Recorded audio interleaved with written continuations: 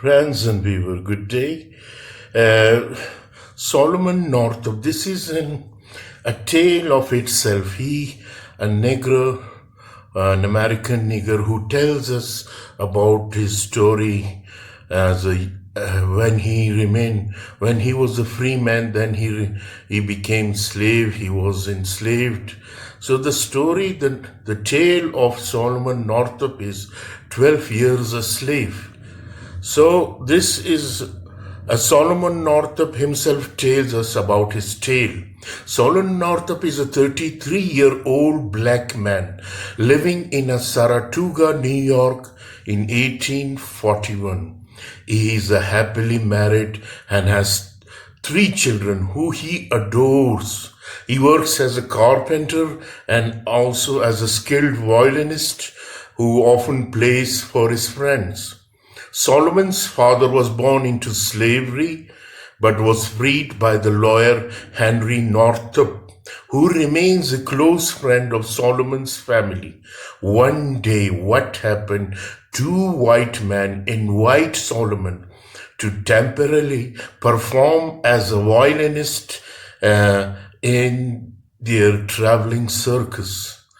So Solomon enthusiastically agrees, believing that he will only be gone for a few days. Solomon doesn't tell his wife that he is leaving. One night, while in Washington, D.C., Solomon becomes sick and loses consciousness. When Solomon wakes up, he finds himself shackled in a dark cell. What happened next? That Solomon discovers that he has been kidnapped by a slave trader named James Burch, who beats Solomon every time he insists that he is a free man.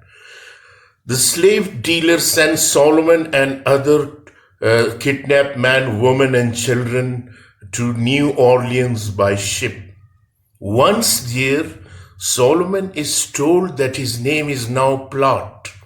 A plantation owner named William Ford soon buys Solomon. Solomon described Ford as a kind-hearted man who only condones slavery because he was raised with the belief that it is not immoral. Unfortunately, Ford runs into financial trouble and is forced to sell Solomon to a cruel carpenter named Tibeats. Tibeat has a short temper man and tries to kill Solomon several times, but his efforts are thwarted by Ford and by Solomon himself. Tibeats eventually sells Solomon to the brutal Edward Ipps. Often drunk, Ipps alternates between whipping a slave and using them for entertainment. Ipps regularly rapes a spirited, beautiful slave named Patsy, a slave woman named Patsy. As a result, Mrs. Ipps despises her and takes pleasure in seeing her suffer. Both Ipps and his wife treat Patsy with horrific brutality. Solomon constantly thinks about how to regain his freedom. He knows that he will be killed or captured if he tries to escape, so he feels that his best option would be to send a letter to his friends in Saratoga to obtain proof that he is a free man. However, all of his attempt to send a letter fail, and he often feels hopeless. His only solace is playing his violin, which allows him to earn money and enables him to occasionally leave the plantation to play at nearby houses. After toiling and enduring terrible abuses on Ipps' plantation for 10 years, Solomon meets Bass, a white carpenter working on Ipps' property. Bass is an abolitionist known for his unconventional opinions, and he and Solomon become friendly. One day, Solomon hears Bass arguing with Ipps about slavery. Bass claims that slavery is morally wrong and says that there is no inherent difference between black and white people. Ipps think this is ridiculous, but Solomon feels hopeful that Bass can help him.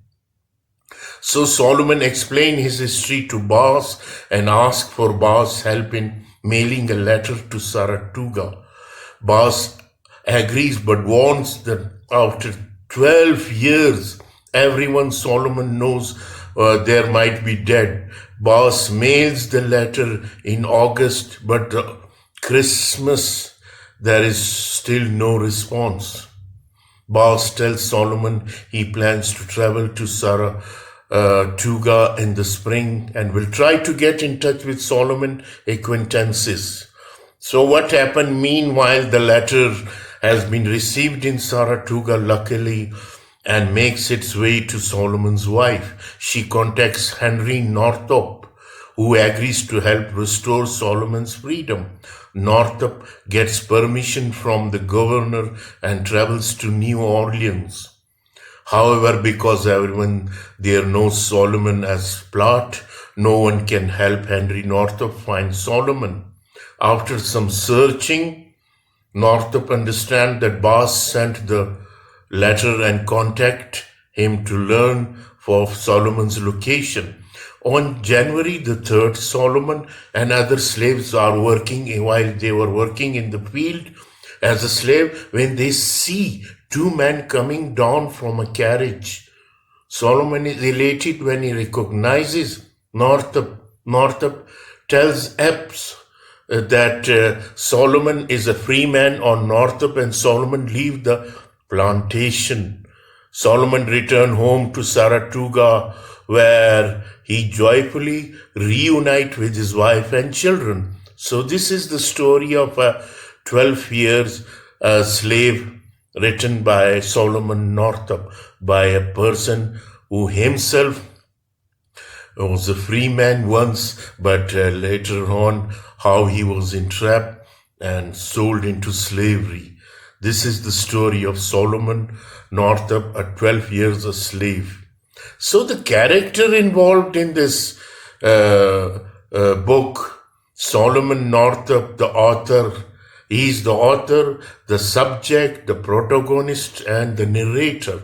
Solomon Northrop was a free black man from New York who was kidnapped and sold into slavery in 1841. He remained enslaved in Louisiana until 1853.